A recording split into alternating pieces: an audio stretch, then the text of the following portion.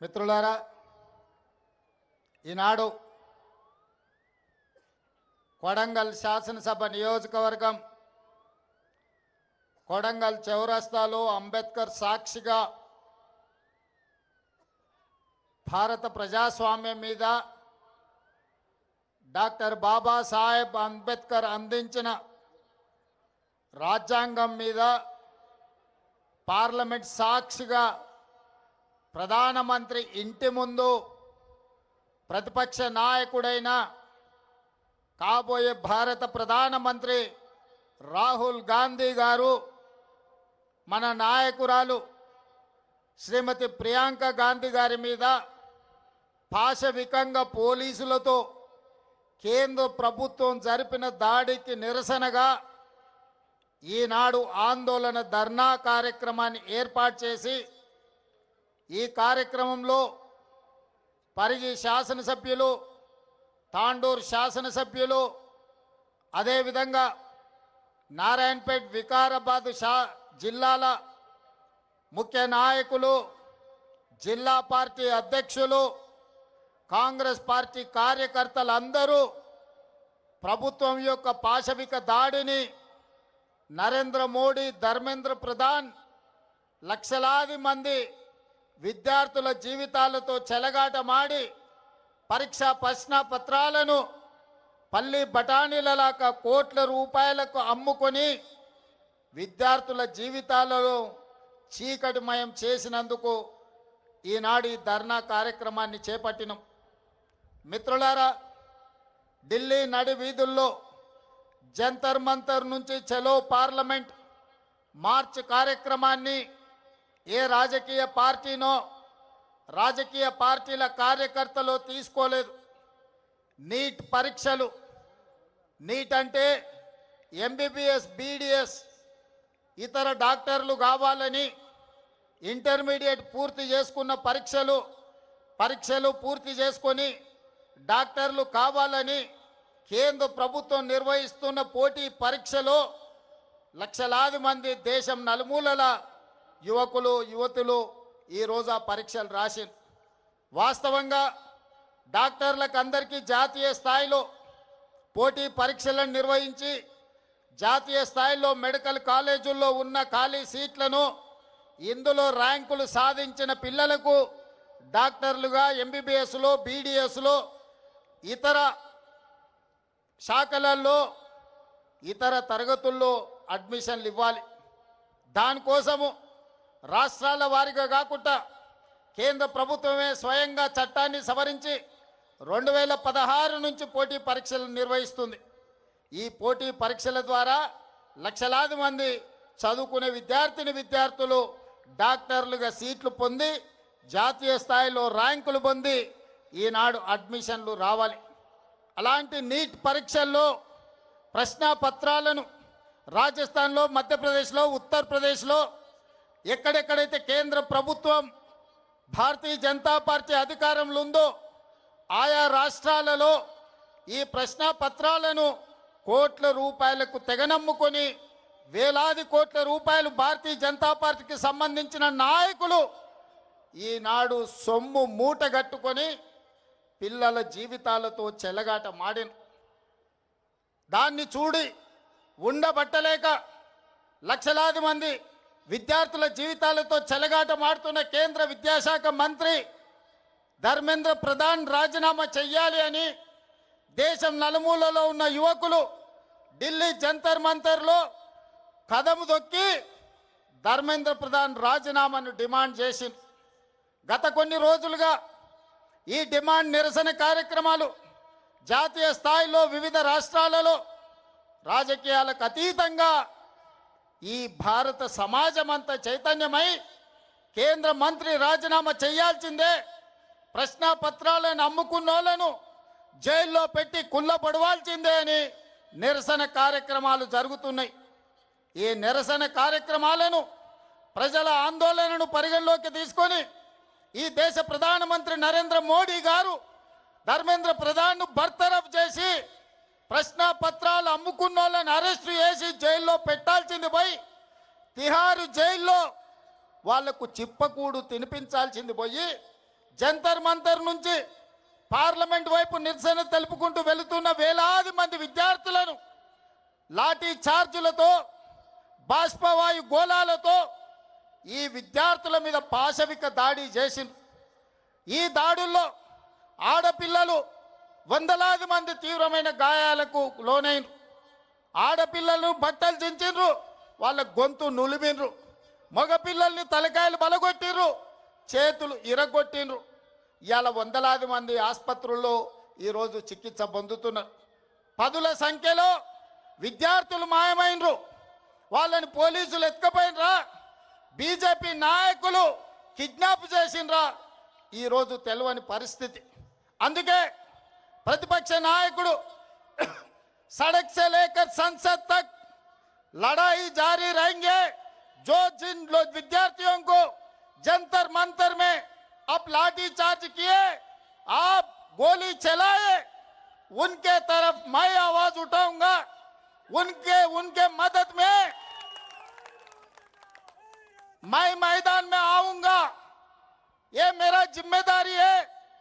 मैं ये नौजवानों को हिम्मत दिलाना चाहता हूं అని రాహుల్ గాంధీ, ప్రియాంక గాంధీ గారు మల్లికార్జున్ ఖర్గే నాయకత్వంలో ఆయన ఇంటి నుంచి ప్రధానమంత్రి ఇంటి ముట్టడికి బయలుదేరి.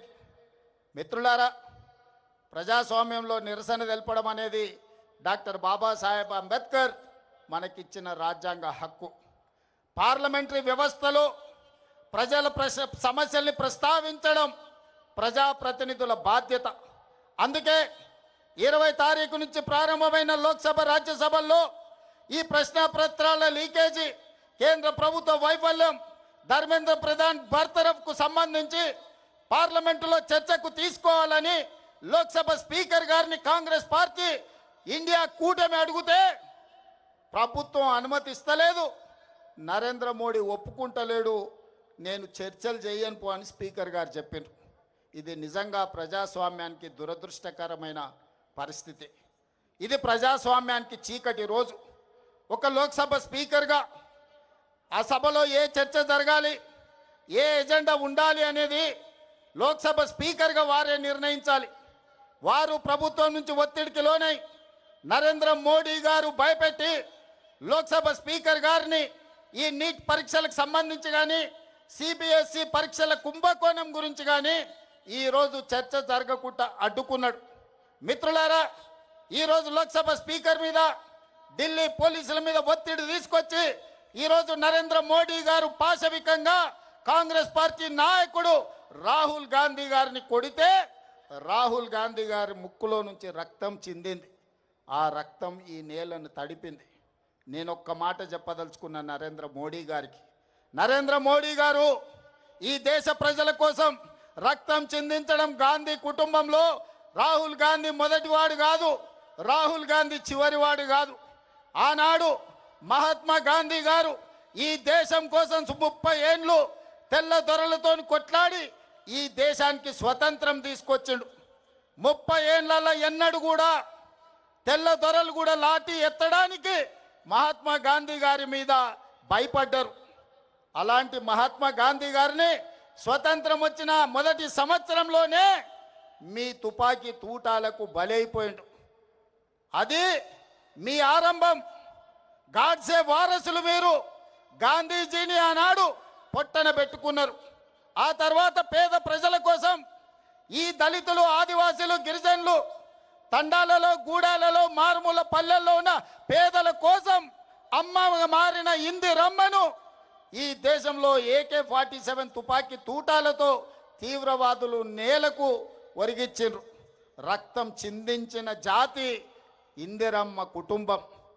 ఆనాడు ఇందిరాగాంధీ చేసిన త్యాగం, ఆ వారసత్వాన్ని పొనికిపుచ్చుకున్న రాజీవ్ గాంధీ ఈ దేశ సమగ్రత కోసం బాంబులు పెట్టి పేల్చేస్తే తునకలైనా దేశాన్ని ఐక్యంగా ఉంచండు. ఆయన మొత్తం తునకలైనా ఈ దేశానికి ఒక స్ఫూర్తినిచ్చిండు. చివరి రక్తపు బొట్టు వరకు రాజీవ్ గాంధీ గారు ఈ దేశం కోసమే బతికిండు. ఈ ప్రజల కోసమే ప్రాణాలు ఇచ్చిండు. మహాత్మా గాంధీ, ఇందిరాగాంధీ, రాజీవ్ గాంధీ ప్రాణాలు ఇస్తే శ్రీమతి సోనియా గాంధీ గారు ప్రధానమంత్రి రాష్ట్రపతి పదవులను త్యాగం చేసిండ్రు. ప్రణబ్ ముఖర్జీని ప్రధానమంత్రిని చేసింది డాక్టర్ మన్మోహన్ సింగ్. ప్రణబ్ ముఖర్జీ గారిని రాష్ట్రపతిని చేసింది డాక్టర్ మన్మోహన్ సింగ్ గారిని ప్రధానమంత్రిని చేసింది శ్రీమతి సోనియా గాంధీ గారు. ఏ పదవి తీసుకోలే. అలాంటి సోనియా గాంధీ గారి వారసుడు రాహుల్ గాంధీ గారు 2004లో ఎంపీగా ఎన్నికైన 10 సంవత్సరాల అధికారంలో ఉంటే మొదటి 5 ఏళ్ళు మంత్రి తీసుకోలే, రెండవ 5 ఏళ్ళు ప్రధానమంత్రి తీసుకోలే. ప్రతిపక్షంలో 10 ఏళ్ళుంటే ప్రతిపక్ష నాయకుడిగా మల్లికార్జున్ ఖర్గే గారిని, లేకపోతే బెంగాల్కు సంబంధించిన నాయకునికి ప్రతిపక్ష హోదా ఇచ్చిండు. కానీ 20 సంవత్సరాల తర్వాత 2024లో దేశము ప్రజాస్వామ్యము ప్రమాదంలో పడ్డది. రాజ్యాంగాన్ని మార్చాలని, రిజర్వేషన్లను రద్దు చేయాలని నరేంద్ర మోడీ కుట్ర చేస్తుంటే ఈనాడు ప్రతిపక్ష నాయకుడుగా రాహుల్ గాంధీ గారు బాధ్యత తీసుకున్నారు. మరి నేను అడుగుతున్న ప్రతిపక్ష నాయకుడిగా రాహుల్ గాంధీ గారు చేసిన నేరమేంది, ఘోరమేంది? మొట్టమొదట ఈరోజు ఒక నేపథ్యాన్ని చెప్పాలి.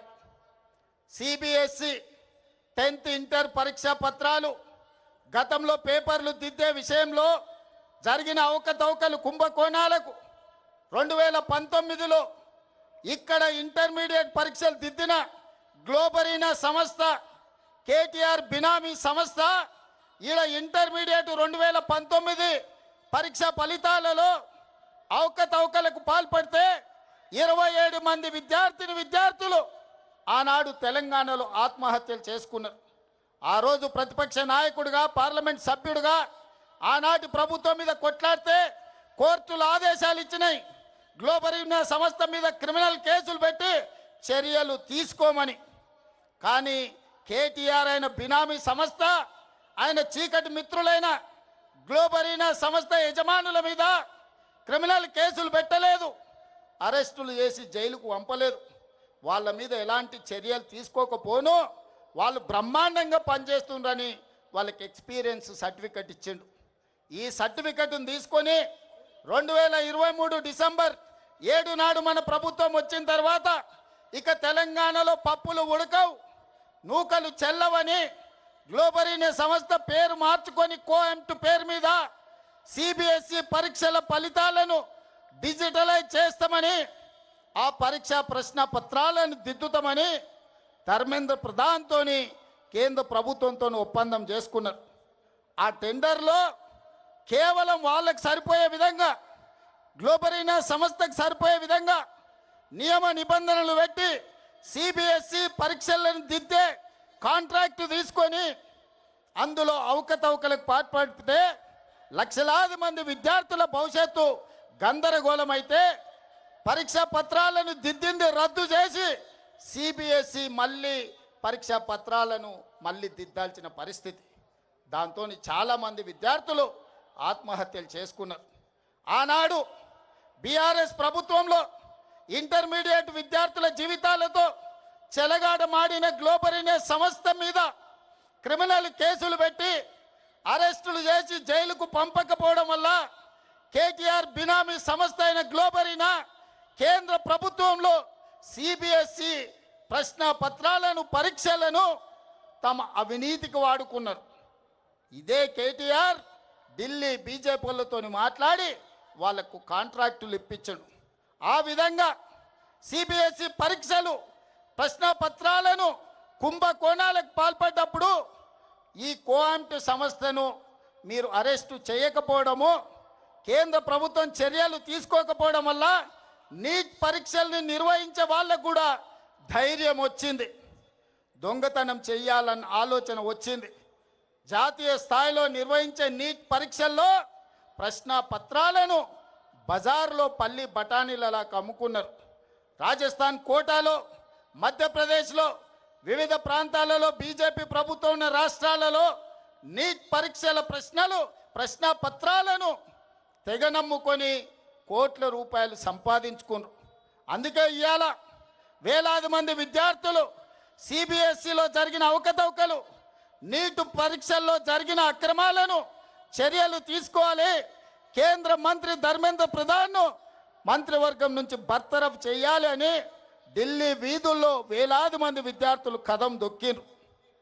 తప్పు జరిగిన కేంద్ర ప్రభుత్వం, ప్రధానమంత్రి నరేంద్ర మోడీ ఈ దేశ ప్రజలకు క్షమాపణ చెప్పి ధర్మేంద్ర ప్రధాన్ను బర్తరఫ్ చేయాల్సింది వదిలేసి నిరసన తెలుపుతున్న వేలాది మంది విద్యార్థుల మీద లాఠీ చార్జ్ చేసి బాష్పవాయువు గోళాలను ప్రయోగించండు, తుపాకీ తూటాలను పేల్చండు, వందలాది మంది విద్యార్థులను గాయపరిచిండు, తలకాయలు బగలగొట్టిండు, చేతులు విరగ్గొట్టిండు. నేను ఇవాళ తెలంగాణ సమాజాన్ని, యువకులను నేను అడుగుతున్నా, విద్యార్థుల జీవితాలతో చెలగాట మాడిన ఈ సంస్థల్ని వైఫల్యం చెందిన కేంద్ర మంత్రిని వదిలేద్దామా? ప్రశ్నించినందుకు ప్రజల్ని పశువులలాగా చితకబాదిన కేంద్ర ప్రభుత్వాన్ని వదిలేద్దామా? అందుకే అందుకే అందుకే మన నాయకుడు రాహుల్ గాంధీ గారు ఇలా వదిలేస్తే కుదరదు. ఈ దేశంలో అక్రమార్కులు పెరిగిపోతున్నారు. కేంద్ర ప్రభుత్వం అండతోటి లక్షలాది మంది విద్యార్థుల జీవితాలతో చెలగాటమాడుతున్నారు. నీ సంగతి తేలుస్తాని మల్లికార్జున్ ఖర్గే ఇంటి నుంచి నరేంద్ర మోడీ ఇంటి ముట్టడికి బయలుదేరిండ్రు కాంగ్రెస్ పార్లమెంట్ సభ్యులు. దానికి నాయకత్వం రాహుల్ గాంధీ గారు, ప్రియాంక గాంధీ గారు వహించారు. దౌర్జన్యం చేయలే, రాళ్ళు విసరలే, నరేంద్ర మోడీ ఇంటి మీద ఎలాంటి దాడులకు పాల్పడలే. శాంతియుతంగా మహాత్మా గాంధీ వారసులుగా, ఈ దేశానికి ప్రాణాలు ఇచ్చిన మహాత్మా గాంధీ స్ఫూర్తిగా, ఈ దేశం కోసం అమరులైన ఇందిరాగాంధీ స్ఫూర్తిగా, ఈ దేశం కోసం చివరి రక్తపట్టు దారబోసిన రాజీవ్ గాంధీ స్ఫూర్తిగా ప్రశాంతంగా మోడీ ఇంటి ముందు రోడ్డు మీద కూర్చొని నిరసన తెలుపుతున్న రాహుల్ గాంధీ గారిని, ప్రియాంక గాంధీ గారిని పోలీసులను పెట్టి కొట్టించి రక్తం చిందేలా గాయపరిచి రోడ్డు మీద బరబరా ఈడ్చుకుంటూ పోయినరు. మరి యువకులారా, మన అందరం చూసుకుంటూ కూర్చుందామా? నరేంద్ర మోడీని శిక్షిద్దామా? ఒక్కసారి ఆలోచన చేయండి. అందుకే ఇవాళ కొడంగల్ అభివృద్ధి కార్యక్రమాలు, కొడంగల్ కార్యకర్తలతో ఆత్మీయ సమ్మేళనం కోసం నేను వస్తే అర్ధరాత్రి నాకు ఈ సమాచారం అందింది. అర్ధరాత్రి అప్పటికప్పుడు ఈ విధంగా వదిలేస్తే బీజేపీ పెట్టరేగిపోతుంది, పాశవిక దాడులకు పాల్పడుతుంది. ఖచ్చితంగా కొడంగల్ చౌరస్తా అంబేద్కర్ సాక్షిగా నరేంద్ర మోడీ గుండెలు అదిరేలా నినదించాలని ఇవాళ మిట్ట మధ్యాహ్నం ఎర్రటెండల మనం వేలాదిగా ఇక్కడ మనం జమైనం. అందుకే ఈరోజు జంతర్ మంతర్లో నిరసన తెలుపుతున్న విద్యార్థులకు అండగా కొడంగల్ నుంచి మనం గలం వినిపిస్తున్నాం. రాహుల్ గాంధీ, ప్రియాంక గాంధీ గారి మీద జరిగిన దాడిని ఈరోజు మనం తీవ్రంగా ఖండిస్తున్నాం. అందుకే మిత్రులారా, आज मैं एक बात साफ साफ कहना चाहता हूं, नरेंद्र मोदी जी, धर्मेंद्र प्रधान जी, हम पहली बार लाठी चार्ज नहीं देख रहे, गोली बारूद नहीं देख रहे. हम लोग कांग्रेस पार्टी 100 साल से गरीब जनता के लिए, इस देश युवता के लिए हम लड़ाई लड़ रहे. अंग्रेजों से हम लड़ाई किए, अंग्रेजों को हराए. आप कितना है? भारतीय जनता पार्टी का मतलब ब्रिटिश जनता पार्टी, सबको पता है. आप तो गाडसे का वारिस है, हम लोग गांधी जी का वारिस है. आज ये लड़ाई कांग्रेस बीजेपी का नहीं है, आज ये लड़ाई गांधी वारिस, गाडसे वारिसों का लड़ाई है. देखेंगे आने वाले चुनाव में कौन जीतेगा, कौन हारेगा. इसीलिए आज मैं साफ साफ बात कहना चाहता हूं, नरेंद्र धर्मेंद्र दोनों मिलके ये देश को लूटने के लिए कोशिश करे. हर किस हम कामयाबी नहीं होने देंगे. राहुल जी, प्रियंका जी, खरगे जी के नेतृत्व में सड़क से लेकर संसद तक हम लोग लड़ाई जारी रखेंगे. हम लोग लड़ाई करेंगे. आपको इस जंग में आपको हरा देंगे. मोदी जी, ये बच्चों के जीवन से, इस देश से आप खेल ले रहे. आप लोग झूठ बोलने से ये देश खामोश नहीं बैठने वाले. इसीलिए आज इस देश में सब जवान खड़ा होकर मोदी जी के खिलाफ लड़ने के लिए तैयार हो गए. हमारा मदद ये युवता को है। कांग्रेस पार्टी ये नौजवानों के साथ मोदी के खिलाफ लड़ने वाले हैं आने वाले दिनों में। इसीलिए मोदी जी, भारत प्रधानमंत्री जी, तुरंत धर्मेंद्र जी को बरतरफ कर दो आपके मंत्रिवर्ग से, नहीं है तो आप इस्तीफा देना पड़ता, क्योंकि आपके नेतृत्व में धर्मेंद्र प्रधान जी काम कर रहा है। आपके इशारे से वो इस्तीफा दे देंगे, नहीं है तो उनको बरतरफ कर दो, नहीं तो सड़क से लेकर संसद तक ये लड़ाई जारी रहेंगे। तेलंगाना से ये काम, ये जंग शुरू हो जाएंगे। इसीलिए आज कोडंगल से अंबेडकर के साक्ष्य के, अंबेडकर के सामने आज हम प्रतिज्ञा ले रहे, आपको आने वाले दिनों में कुर्सी से हटाएंगे, राहुल जी को प्रधानमंत्री कुर्सी में बिठाएंगे। आप लोग सब तैयार हैं? आप लोग तैयार हैं? तैयार है? तैयार है? तैयार है? जो तैयार है हाथ उठाओ। जय कांग्रेस, जय जय कांग्रेस, जय कांग्रेस। ధన్యవాదాలు మిత్రులారా।